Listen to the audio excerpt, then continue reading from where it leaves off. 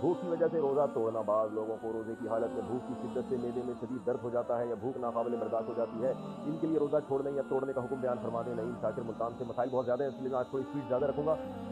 भाई भूख की वजह से अगर मैदे में शदीद दर्द हो रहा है तो दर्द की बेस पे तो रोज़ा तोड़ सकते हैं, क्योंकि दर्द भी एक बीमारी है। लेकिन सिर्फ भूख की शिद्दत की वजह से रोज़ा नहीं तोड़ा जा सकता। भूख बहुत ज़्यादा लग रही है, बर्दाश्त नहीं हो रही, तो रोज़ा तो नाम ही इसी चीज़ का है।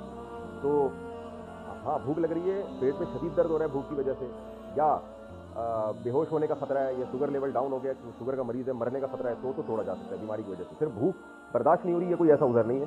रोज़ा अगर तोड़ दिया तो 60 रोज़ों का कफ़ारा है, फिर खूब समझ लें। तो दर्द की वजह से तोड़ने की भी इजाज़त है और छोड़ने की भी। छोड़ने का मतलब गालिब गुमान करीब ब यकीन हो कि अगर मैंने ये किया तो ऐसे मेरे शदीद दर्द हो जाएगा, कोई बीमारी हो।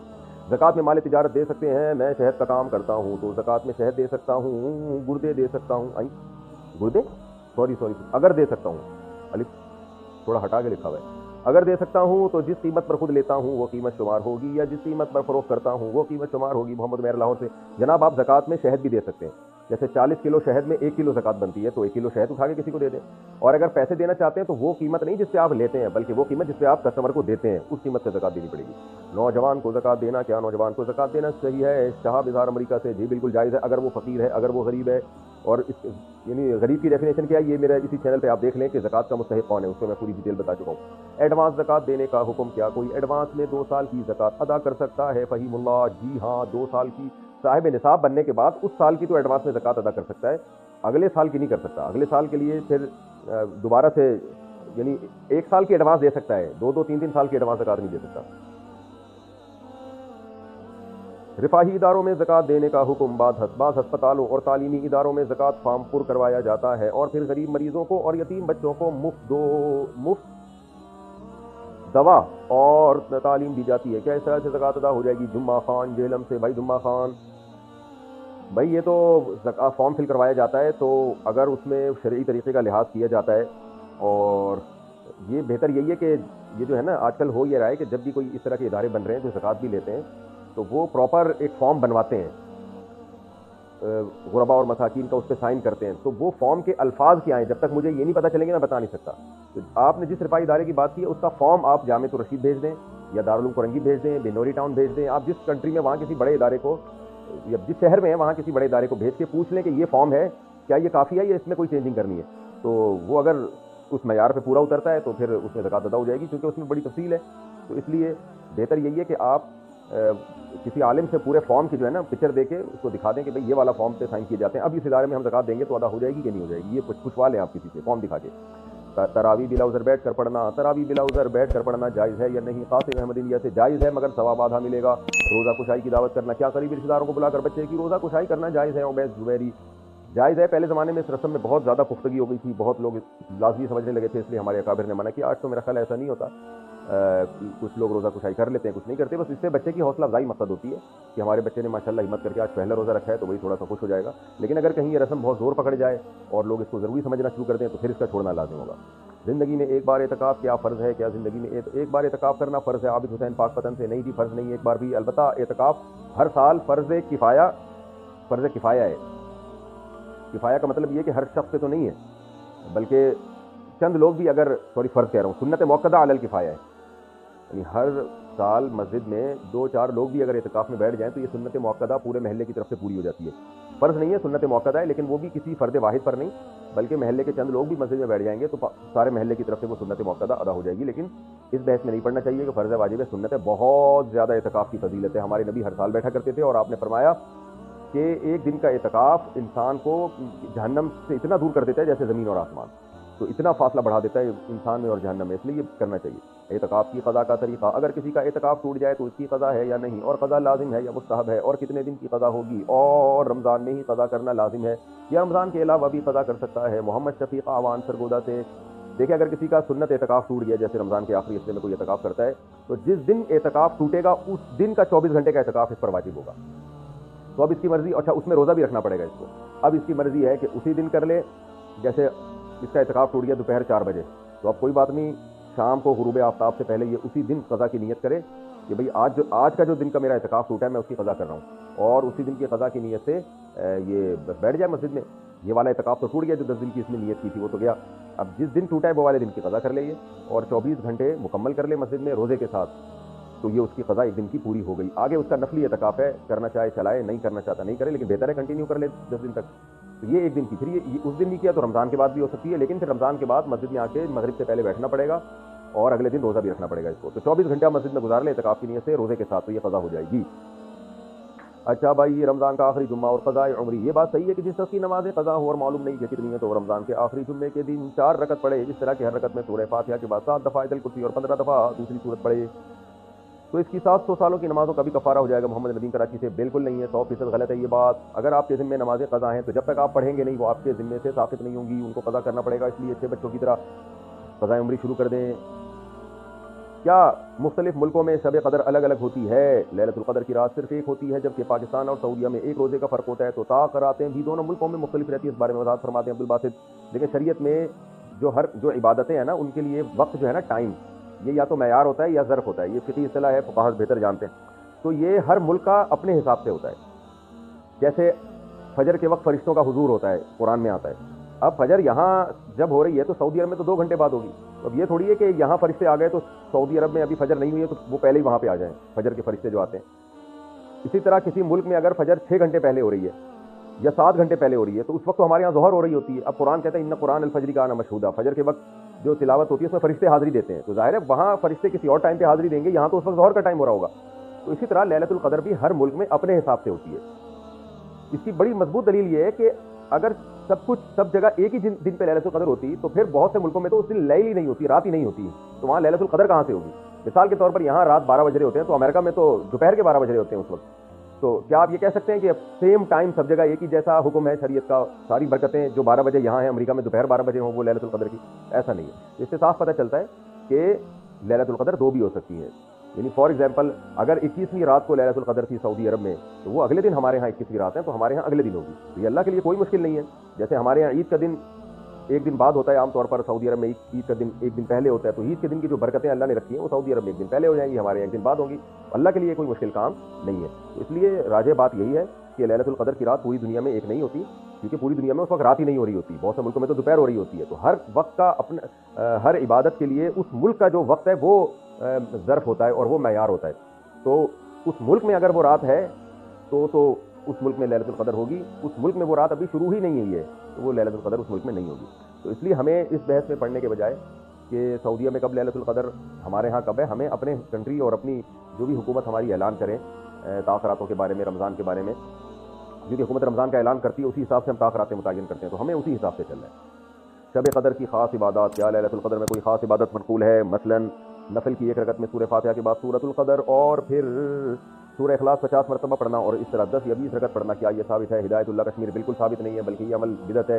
اس لیے آپ لیلۃ القدر میں وہی اسی طرح سے عبادت کریں جیسے نارملی آپ عبادت کرتے ہیں، نوافل پڑھیں، دعائیں مانگیں. اللہم انک عفو تحب العفو فاعف عنا، یہ دعا زیادہ سے زیادہ مانگیں، نبی صلی اللہ علیہ وسلم نے سکھائی ہے. تو یہ اسی طرح بس دعا، تلاوت، ذکر، استغفار، تسبیحات جیسے نارمل عبادت کا طریقہ ہے، لیلۃ القدر میں بھی اسی طرح عبادت کرنی چاہیے. شب قدر میں عبادت 83 سال کے برابر ہے. آج کل یہ SMS چل رہا ہے کہ جو کوئی شب قدر میں صدقہ یا نفل یا 3 مرتبہ سورہ اخلاص پڑھے گا تو اسے 83 سال کی عبادت کا ثواب ملے گا. اس کی کیا حقیقت ہے؟ زوجہ منصور کرک سے. ایسا کچھ بھی نہیں ہے، ایسا کوئی حدیث سے ثابت نہیں ہے. ہاں یہ ضرور ہے کہ 1000 راتوں کے برابر 1000 مہینوں کے برابر ہے تو وہ 83 سال بنتے ہیں. تو جو بھی عبادت کریں گے تو وہ 1000 مہینوں کے برابر ہو جائے گی. چاہے قل اللہ پڑھیں، چاہے سورہ فاتحہ پڑھیں، چاہے تلاوت کریں، چاہے یعنی کوئی اور تلاوت کریں، چاہے آپ نماز پڑھیں، دعائیں مانگیں، تو ساری عبادتیں کرنی چاہیے اس میں، کیونکہ ہم کو تمام عبادتوں کی ضرورت ہے. ہمیں نماز کی بھی ضرورت ہے، ہمیں دعاؤں کی بھی ضرورت ہے، ہمیں تلاوت کی بھی ضرورت ہے، ہمیں صدقات و خیرات کی بھی ضرورت ہے، اور ہمیں توبہ استغفار کی بھی ضرورت ہے. تو عبادت کی جتنی قسمیں لیلۃ القدر میں سب کی کوشش کرنی چاہیے. صلاۃ و تسبیح کی جماعت کرانا، کیا 3 بندے صلاۃ و تسبیح کی جماعت کرا سکتے ہیں؟ اس میں کوئی قرات تو نہیں ہے. زبیر راولپنڈی، بدعت عمل ہے، صلاۃ و تسبیح کی جماعت نہیں کرنی چاہیے. رمضان میں دن میں کھانے پینے کی چیز بیچنا، رمضان المبارک میں دن میں کھانے پینے کی چیز بیچنے والے کے بارے میں کیا حکم ہے؟ سمیع اللہ، حرام ہے، ناجائز ہے. اگر آپ ہوٹل کھول کے بیٹھے ہوئے ہیں اور آپ کی نیت یہ بھی نہیں ہے کہ آپ غریبوں کو، یعنی غریب کہہ رہا ہوں، بیماروں کے لیے، بعض دفعہ بیماروں کے لیے کسی علاقے میں مجبوری ہوتی ہے تندور لگانا، اس میں لوگ پردہ لگا دیتے ہیں تاکہ کوئی بیمار ہے یا کوئی مسافر ہے، تو جیسے اسٹیشن ہے، ایئرپورٹ ہے، تو مسافروں کے لیے تو شریعت نے اجازت دی ہے. لیکن اگر آپ رمضان میں ایسے کھلے عام ہوٹل کھول کے بیٹھ جائیں گے تو یہ شاعر اللہ کا مذاق اڑانے والی بات ہے، پھر یہ حرام ہے، ناجائز ہو جائے گا.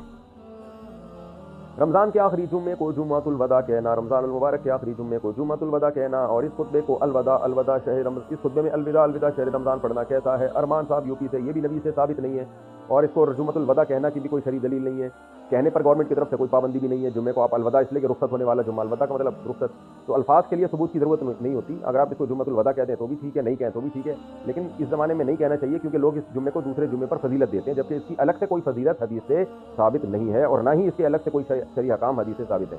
ہاں، لوگوں کی طبیعت میں جوش اس بیس پر ہوتا ہے کہ اب انسان کے بچے بن جاؤ، اب آخری جمعہ آ گیا اور بڑا دن آ گیا، اب جمعہ بھی رمضان میں نہیں آئے گا، تو اس بیس پر ایک تھوڑا سا احساس ہوتا ہے۔ وہ احساس ہونا برا عمل نہیں ہے، بلکہ اچھی ایمان کی علامت ہے کہ بھئی اب جا رہا ہے، جمعے بھی سارے ختم ہو گئے، اب رمضان کا ہمیں جمعہ بھی نہیں ملے گا، تو اس بیس پہ کسی کے دل میں آخری جمعہ آنے سے عبادت کا جذبہ پیدا ہو جائے تو اس پہ کوئی گورنمنٹ کی طرف سے اور اللہ کی طرف سے پابندی نہیں ہے، لیکن اس کے کوئی الگ سے شرعی احکام نہیں ہے جمعۃ الوداع کے، نہ اس کی کوئی الگ سے شریعت میں فضیلت ہے، اور اس دوران خطبے میں یہ پڑھنا الوداع یہ بھی چھوڑ دینا چاہیے، خطبہ وہی جو مسنون ہو اسی پر اتفاق کرنا چاہیے۔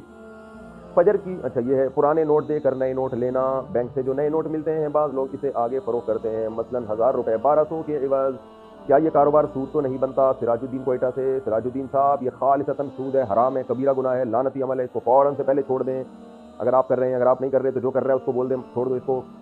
جمعۃ الوداع اور عید میں نیا لباس پہننا، رمضان المبارک میں جمعۃ الوداع اور عیدین میں نیا لباس پہننے کی کیا شرعی حیثیت ہے؟ مرد اور عورت دونوں کے بارے میں حکم بتا دیں، حفصہ نور۔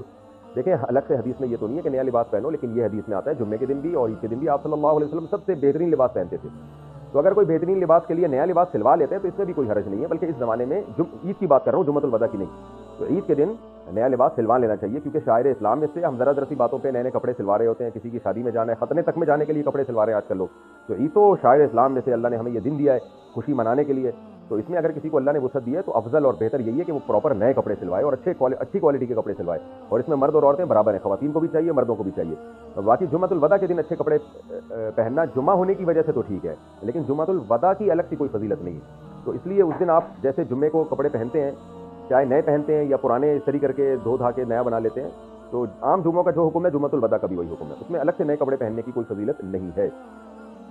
ختم تراویح پر مٹھائی بانٹنا، کھانا کھلانا، مساجد میں ختم تراویح کے نام پر بریانی یا شیرینی بانٹنا کیسا ہے؟ عابد محمود، بہت بری اور ناپسندیدہ رسم ہے، بچکانہ رسم ہے ایک قسم کی، خاص طور مٹھائی اور لڈو بانٹنا تو بہت ہی بچکانہ، جیسے بالوشاہی بٹ رہی ہے، جیسے پتہ نہیں کیا کیا تم نے، بچکانہ حرکت ہے، قبیح رسم ہے، اس کو چھوڑ دینا چاہیے، اس کی حوصلہ افزائی نہیں کرنی چاہیے۔ باہر ملک والے صدقہ فطر کس حساب سے دیں گے؟ ہم سعودی عرب میں کام کرتے ہیں، پاکستان میں ہمارے گھر والے ہماری طرف سے صدقہ فطر ادا کریں تو کس حساب سے ادا کریں گے؟ ریال کے حساب سے یا پاکستان کے روپیے کے حساب سے؟ محمد رفیق سعودی عرب میں جو صدقہ فطر دے رہا ہے جہاں وہ رہتا ہے اس ملک کی کرنسی دیکھی جائے گی اور اس ملک میں آٹے کی ویلیو دیکھی جائے گی، تو اس ملک میں آٹے کی ویلیو دیکھی جائے گی، تو سعودی عرب میں اگر کسی نے صدقہ فطر دینا ہے اور دینا پاکستان میں ہے، خود سعودی عرب میں رہتا ہے، تو وہاں دیکھا جائے گا میرے بھائی 2.25 کلو یا 2.25 کلو آٹا ہے، کیونکہ علماء میں بات کہتے ہیں 2.25 کلو، بات کہتے ہیں 2.25 کلو، تو وہاں کا دیکھا جائے گا 2.25 کلو آٹا کتنا ہے، پھر کتنے ریال میں آ رہا ہے، پھر یہاں فون کرتے ہیں بھائی یہاں سعودیہ کے ساتھ اتنے پیسے بنتے ہیں تو پاکستان میں اتنے پیسے ادا کر دو۔ اعتکاف سے نکلنے والے کو پھول کا ہار پہنانا، اعتکاف کے بعد جب لوگ گھروں کو جاتے ہیں تو لوگ ان کو پھولوں کے ہار ڈالتے ہیں، اس بارے میں کیا حکم ہے؟ ولی الرحمان، یہ بھی عجیب سی حرکت ہے، کوئی حلال حرام کا مسئلہ نہیں ہے، بس تھوڑی نامناسب سی بچکانہ سی حرکت لگتی ہے، اعتکاف کر کے آ رہا ہے اس کو بس سلام کریں، مبارکباد بھی دے سکتے ہیں، بھائی اللہ آپ کو اللہ نے قبول کیا، تشریف رکھیں، بس اپنی نارمل روٹین شروع کریں اور گناہوں سے پاک زندگی گزاریں، اتنا کافی ہے۔ پھولوں کا ہار پہنانا یہ ناپسندیدہ اور قبیح رسم ہے، میں حرام کی بات نہیں کر رہا، ناپسندیدہ ہے۔ بہرحال شوہر اور بچے الگ الگ ملک میں ہوں تو صدقہ فطر کیسے دیں گے؟ دوسرے ملک میں مقیم افراد اپنی اہلیہ اور بچوں کا صدقہ فطر کس قیمت کے حساب سے دیں گے؟ انور شاہ، میں نے بتایا جو بندہ جہاں رہتا ہے وہ وہاں کی قیمت کے حساب سے دیکھے گا، یہ پورا مسئلہ بھی میں بتا چکا ہوں، چاہے دوسرے ملک میں دے رہا ہو۔ صدقہ فطر عید کے بعد دے سکتے ہیں کیا؟ صدقہ فطر عید کی نماز تک ادا نہ کریں تو پھر کیا کیا جائے؟ عبد المحیمن پھر عید کے بعد دے دیا جائے، یہ قضا نہیں ہوتا، لیکن افضل یہ ہے کہ صدقہ فطر عید سے پہلے ادا کر لیا جائے، جتنی جلدی ادا کریں گے اتنا ثواب زیادہ ہے، باقی نہیں دیا تو پھر عید کے بعد دے سکتے ہیں۔ صدقہ فطر کے بغیر کیا روزے قبول نہیں ہوتے؟ کیا یہ صحیح ہے کہ صدقہ فطر کی فطرانہ کی ادائیگی تک رمضان المبارک کے روزے آسمان اور زمین کے درمیان معلق رہتے ہیں؟ حافظ سلیمان، نہیں، میرے علم میں ایسی کوئی بات نہیں ہے، صدقہ فطر ایک الگ سے شریعت میں حکم ہے، روزے الگ سے ہیں، تراویح الگ سے، یہ آپس میں ان کا لنک نہیں ہے، تو اس لیے صدقہ فطر کسی نے ادا نہیں کیا تو روزے ہو جائیں گے، لیکن جب پورے رمضان کے روزے رکھ لیے، اتنی ٹینشن والا کام کر لیا، کہتے ہیں ہاتھی نکل گیا دم رہ گئی، تو جب رمضان کے اس نے اتنا ٹف حکم جو روزے تھا وہ اتنا ٹف حکم ادا کر لیا تو 200-250 روپے دینے میں کیا جا رہا ہے اس کا، تو دے دے صدقہ فطر بھی، تاکہ پورے رمضان کی جو جتنے بھی شرعی حکام ہیں وہ اس کو یہ پایہ تکمیل تک پہنچا دے، تو اتنی مشکل عبادت کر لی اور ایک چھوٹی سی عبادت نہیں ہو رہی، اس سے حیرانگی کی بات ہے۔ اچھا بھائی، چاند رات میں کیا عبادت کی فضیلت ہے؟ لیلۃ الجائزہ یعنی چاند رات کی شریعت میں کیا فضیلت ہے؟ اسامہ صاحب کراچی سے، اس پر میں مستقل بیان کر چکا ہوں۔ دیکھیں، عید کی رات، بقرعید اور عید الفطر کی رات کے بارے میں کچھ احادیث ہیں جن میں آتا ہے اس کی رات میں بہت عبادت کی فضیلت ہے، لیکن ان میں سے کوئی بھی حدیث صحیح نہیں ہے، بلکہ انتہا درجے کی ضعیف حدیثیں ہیں۔ لیکن اب چونکہ کثرت سے ہیں تو بعض علماء اس طرف گئے ہیں کہ اتنی ساری حدیثیں درجہ حسن تک پہنچ جاتی ہیں، اور دوسری بات یہ کہ فضائل میں ضعیف حدیثیں بھی چلتی ہیں، تو اس لیے بہت سے علماء اس طرف گئے ہیں کہ بھئی اس رات میں عبادت کرنی چاہیے، عید کی رات اور بقرعید کی رات میں یہ فضیلت کی رات ہے۔ لیکن بعض محققین اس طرف گئے ہیں کہ ایک تو روایتوں میں ذوف بہت زیادہ ہے، دوسرا وہ قیاس کے بھی خلاف ہے۔ قیاس کے خلاف اس لیے ہے کہ دیکھیں، شریعت کا ایک حکم، شریعت کا ایک مزاج یہ ہے کہ جیسے ہی سورج غروب ہوتا ہے، اسلام کہتا ہے افطار میں جلدی کرو، کیوں کہ اب روزے کا ٹائم ختم ہو گیا۔ اسی طرح جیسے ہی چاند نظر آیا، تراویح ختم، کیونکہ رمضان کے احکام جو تھے وہ ختم۔ اسی طرح نبی صلی اللہ علیہ وسلم عید الفطر کے دن نماز سے پہلے کچھ میٹھا کھایا کرتے تھے، اس میں یہی حکمت تھی، یہ بتانے کے لیے کہ آج ہمارا روزہ نہیں ہے۔ تو اس سے پتہ چلتا ہے جب رمضان جاتا ہے تو اپنے تمام لوازمات کے ساتھ جاتا ہے، تو راتوں کی عبادت کی جو فضیلت تھی رمضان کی، رمضان جاتے ہی وہ فضیلت بھی ختم ہو گئی، اور دن میں روزے کی جو فضیلت تھی رمضان جاتے ہی وہ روزے کی فضیلت بھی ختم۔ یہی وجہ ہے کہ نبی صلی اللہ علیہ وسلم پہل کر رہے ہیں، حالانکہ بقرعید میں آپ جلدی نہیں کھاتے تھے، لیکن عید الفطر میں آپ عید سے پہلے کچھ کھاتے تھے۔ تو بڑی حکمت یہ ہے کہ بھائی اب روزہ ختم ہو چکا ہے، اب تو کھانے میں جلدی کرنی ہے۔ تو اس کا تقاضا یہ ہے کہ عید کی جو رات ہے وہ آرام کی رات ہو، اور وہ جو رمضان میں ایک پورا اللہ نے ہم سے عبادت کروائی اور اس کی راتوں کو لوگ لیلۃ القدر میں جاگے اور رمضان کی راتوں کو عبادت کیا، تو وہ عبادت کا ٹائم اب ختم ہو چکا ہے، اب یہ رات ایک نارمل رات کی طرح ہے۔ تو لہٰذا اس میں کوئی عبادت کر لے تو ٹھیک ہے، اچھی بات ہے۔ اگر کوئی اس نیت سے عبادت کرتا ہے کہ رمضان میں عبادت کا جو میں نے اپنے آپ کو عادی بنایا ہے وہ میں کنٹینیو کروں تاکہ میری عادت نہ چھوٹے، تو اس نیت سے اگر کوئی عبادت کرتا ہے تو ٹھیک ہے۔ لیکن ہماری رائے یہی ہے کہ اس میں اگر الگ سے عبادت کی کوئی خاص فضیلت وارد جو ہوئی ہے وہ ضعیف ہے اور قیاس کے بھی خلاف ہے۔ تو اور ویسے بھی آپ خود سوچیں نا کہ اگر رمضان عید کی راتوں کو عبادت کریں گے لوگ، اتنی فضیلت کی رات ہے تو ظاہر ہے زیادہ جاگیں گے پھر اس میں، تو پھر عید کا دن کیسے منائیں گے؟ یعنی عید تو اسلام میں صبح شروع ہوتی ہے نا، صبح اگر آپ تھکے ہوں گے تو وہ عید کا دن تو آپ کا وہ تھکاوٹ میں گزرے گا پھر۔ تو یہ سب چیزیں یعنی ایک اشکالات ہوتے ہیں اس قول پر جو کہتے ہیں کہ عیدین کی راتوں میں عبادت کرنی چاہیے۔ تو اسلام میں دن جو ہے، رات جو ہے وہ دن کے تابع ہوتی ہے، تو روزے کے دن میں، رمضان میں دن میں روزہ، رات اس کے تابع ہے، تو رات میں عبادت۔ اب عید کا دن جب کھانے پینے کا دن ہے، خوشی کا دن ہے، تو اس کی رات بھی عید کے دن کے تابع ہوگی، تو وہ عبادت کی رات ہوگی نہیں۔ لیکن اس نیت سے عبادت کوئی کر لے کہ میں نے رمضان میں جو تہجد کی عادت ڈالی ہے وہ عادت مجھ سے چھوٹے نہیں، تو اس نیت سے اگر کوئی رات کو عبادت کرتا ہے تو نہ صرف جائز بلکہ ثواب ہے۔ تو پھر اس میں عید کی رات نہیں، پھر اگلے دن بھی کرے، اگلے دن بھی کرے، تاکہ یہ عادت جو اس کو عبادت کی پڑی ہے کنٹینیو رہے۔ تو کنٹینیو رکھنے کے لیے اگر کوئی عبادت کرتا ہے تو بہت اچھی بات ہے، لیکن ہماری رائے یہی ہے کہ عیدین کی رات میں الگ سے کوئی فضیلت ثابت نہیں ہے۔ بہرحال دوسری طرف بھی علماء ہیں، تو جب علماء میں اختلاف ہوتا ہے کسی مسئلے میں، تو جس عالم کی بات جس پہ زیادہ اعتماد ہو اس کی بات کو لے لینا چاہیے، دوسرے پہ رد نہیں کرنا چاہیے۔ کیا چاند رات میں دعائیں قبول ہوتی ہیں؟ کیا چاند رات میں دعائیں قبول ہوتی ہیں؟ شمس الحق راول پنڈی سے، میرے علم میں نہیں ہے کہ الگ سے کوئی فضیلت تو چاند رات میں دعاؤں کی قبولیت کی، باقی اللہ نے دعا قبول کرنے پر کوئی ٹائم نہیں متعین کیا، جب چاہیں دعا کریں، لیکن اس کی الگ سے کوئی فضیلت نہیں ہے میرے علم میں۔ اگر کسی کے پاس کوئی حدیث ہو، ظاہر ہے ہم ایسا علم کا دعویٰ تو نہیں کرتے کہ ہر کچھ ہم نے پڑھ لیا ہے سب کچھ، بعض دفعہ یہ ہوتا ہے میں کوئی بات کہتا ہوں تو لوگ حوالہ بھیج دیتے ہیں تو میں رجوع کر لیتا ہوں، تو میرے علم میں اب تک ٹوٹی پھوٹی ہم نے تحقیق کی ہے، کوئی ایسی روایت مجھے ملی نہیں ہے جس میں یہ آتا ہو کہ چاند رات میں دعائیں قبول ہوتی ہیں۔ اگر کسی کے علم میں ہو تو کائنڈلی وہ حدیث کا ریفرنس بھیج دیجیے گا۔ چاند کی پیش گوئی کرنا کیسا ہے؟ شریعت میں چاند کی پہلے سے پیش گوئی کرنے کی کیا حقیقت ہے؟ کیا پیش گوئی چاہیے؟ پیش گوئی کر سکتے ہیں کہ اس دفعہ فلاں تاریخ کو ہوگی، محمد ندیم کراچی۔ جی ہاں جی، فلکیات کے علم میں بڑی ترقی کی ہے، بعض دفعہ فلکیات سے یقینی طور پر پتہ چل جاتا ہے کہ یہ روزے 30 ہوں گے یا 29 ہوں گے، تو اگر ماہر فلکیات کو 100% یقینی طور پہ کیلکولیشن سے پتہ چل گیا اور وہ بتا دیں تو کوئی حرج نہیں ہے اس میں۔ لیکن بعض دفعہ فلکیات کے ماہرین خود کنفیوز ہوتے ہیں کہ بھئی امکان ہے، تو پھر وہ پیش گوئی امکان ہی کی کریں، یعنی وہ بتائیں کہ بھئی امکان 29 کا بھی ہے 30 کا بھی ہے، وہ یہ بتا دیتے ہیں اتنے % امکان ہے، تو اس میں کوئی حرج نہیں ہے، اس سے ہلال کمیٹی کو آسانی ہوتی ہے۔ باقی ہلال کمیٹی نے کرنی اپنی ہوتی ہے، وہ فلکیات والوں کی پیش گوئیوں کو آج کل لفٹ نہیں کراتی ہے۔ رویت ہلال کمیٹی کے اعلان کے خلاف عید کرنا۔ رویت ہلال کمیٹی نے روزے کا اعلان نہیں کیا، مگر کسی گاؤں میں چاند دیکھا گیا تو وہ گاؤں والے روزہ رکھیں یا نہیں؟ اسد اللہ لغاری سے نہیں رکھ سکتے، کیونکہ چاند کے ہونے نہ ہونے کے فیصلہ کرنے کی اتھارٹی شریعت نے گورنمنٹ کو دی ہے، تو گورنمنٹ یا اس کی طرف سے نامزد کمیٹی، تو جب تک وہ کمیٹی اعلان نہیں کرے گی، ایسے تو آپ خود بتاؤ نا، ملک میں فساد پیدا ہو جائے گا۔ وہ کہہ رہے ہیں میں نے دیکھا ہے، وہ کہہ رہے ہیں وہ ادھر گواہی لے رہا ہے، وہ ادھر گواہی لے رہا ہے، تو ہر گلی محلے میں پھڈے ہوں گے پھر تو اس لیے یہ اتھارٹی حکومت کے پاس ہے۔ ہاں، گاؤں والوں میں جس آدمی نے اپنی آنکھوں سے دیکھا وہ رکھ لے، لیکن اس کی گواہی دوسروں کے لیے حجت نہیں ہے۔ اگر کوئی کہتا ہے میں نے اپنی آنکھوں سے دیکھا تو موسٹ ویلکم، آپ رکھیں روزہ بھائی، ہم جب تک اپنی آنکھوں سے نہیں دیکھیں گے یا حکومت کا اعلان نہیں سنیں گے تو اس وقت تک ہم روزہ نہیں رکھیں گے۔ تو گواہی دینا، گواہی کو لینا، گواہی کو سن کے اس پہ فیصلہ کرنا، یہ ہر آدمی کو اس کا حق نہیں ہے، بلکہ یہ حکومت کو اس کا حق حاصل ہے. ویسے بھی آپ دیکھ لیں نا, کوئی قتل کے کیسز ہوتے ہیں, چوری کے کیسز ہوتے ہیں, ہر آدمی تھوڑی ٹھیے لگا کے بیٹھتا ہے. اس کو کہا جاتا ہے بھائی تھانے میں جاؤ یا عدالت میں جاؤ یا کوئی حکومت کی طرف سے کوئی نامزد کمیٹی ہو اس کے پاس جاؤ. اچھا بھائی, پوری دنیا میں ایک دن رمضان اور عید ہو سکتی ہے, چاند کے اختلاف مطالعے کا کہاں تک اعتبار ہے؟ ایک دوست یہ اعتراض کرتے ہیں کہ پوری دنیا میں کہیں بھی چاند نظر آ جائے تو سب ممالک کے مسلمانوں کو روزہ وغیرہ رکھنا چاہیے وغیرہ وغیرہ. محمد فہد نواز زیرہ اسماعیل خان سے, وہ جب رکھنا چاہیے پوری دنیا میں ایک خلافت ہو اور وہ خلیفہ نے کہیں سے بھی گواہی لے کے پوری دنیا پہ نافذ کر دی, تو پھر ہے کہ پھر پوری دنیا میں ایک ٹائم پہ رمضان شروع ہوگا اور ایک ٹائم پہ عید ہوگی. لیکن اگر پوری دنیا میں حکومتیں الگ الگ ہیں تو ایک حکومت دوسرے حکومت کے فیصلے کی شرعاً پابند نہیں ہے انتظامی چیزوں میں, تو اس میں پھر وہ فیصلہ کر سکتی ہے کہ بھئی ہم اپنی کمیٹی کو ترجیح دیں گے, یہاں کے نظام کو ترجیح دیں گے. لیکن اگر گورنمنٹ فیصلہ کر لیتی ہے کہ ہم نے, یا سارے اسلامی ملک مل کے فیصلہ کر لیتے ہیں کہ ہم نے اس معاملے میں ایک کنٹری کو اتھارٹی دے دی ہے, وہ جب فیصلہ کرے گا تو ہم سب پہ نافذ ہوگا, تو پھر سب پہ نافذ ہو جائے گا. جیسے آج اگر ساری دنیا کے اسلامی ممالک مل جائیں اور وہ فیصلہ کریں تمام ملکوں کے سربراہ کہ بھئی سعودی حکومت جس دن روزے کا اعلان کرے گی تو وہ اعلان ہمارے لیے بھی ہوگا اور ہم اس کو نافذ العمل سمجھیں گے, اور سعودی حکومت جس دن عید کا اعلان کرے گی تو ہم شرعاً ہم پر بھی حجت ہوگا. تو اگر سارے ملکوں کے کنٹریز یہ فیصلہ کر لیں تو پھر پوری دنیا میں ایک عید ہو جائے گی اور ایک رمضان ہو جائے گا اور بہت اچھا ہو جائے گا. لیکن جب تک گورنمنٹ یہ فیصلہ نہیں کرتی تو اپنے طور پر کسی کے لیے یہ شرعاً جائز نہیں ہے کہ وہ اپنے کنٹری میں 1.5 اینٹ کی الگ مسجد بنائے اور وہ کہے کہ نہیں جی میں کسی اور کنٹری کے حساب سے چلوں گا یا کسی اور ملک کی گواہی کے حساب سے چلوں گا. یہ شرعاً جائز نہیں ہے. فوتگی والے گھر میں پہلی عید کیسے منائیں؟ جس کے گھر میت ہو اور پہلی عید آ جائے تو کیا حکم ہے؟ یعنی کیا رشتہ داروں کا عید میں تعزیت کے لیے آنا, رونا دھونا اور اس طرح فیملی والوں کا نئے کپڑے نہ بنانا, یہ کیا حکم ہے؟ نہیں, یہ جائز نہیں ہے. ان کے لیے بھی عید ایسے ہی ہے جیسے دوسروں کے لیے. ہاں یہ ایک الگ بات ہے کہ ان کو غم ہوتا ہے اور عید کے دن اگر ان کے آنسو نکل جائیں اپنے پیاروں کو یاد کر کے, اپنے مرحومین کو یاد کر کے, تو اس میں کوئی گناہ نہیں ہے کیونکہ یہ غیر اختیاری چیز ہے.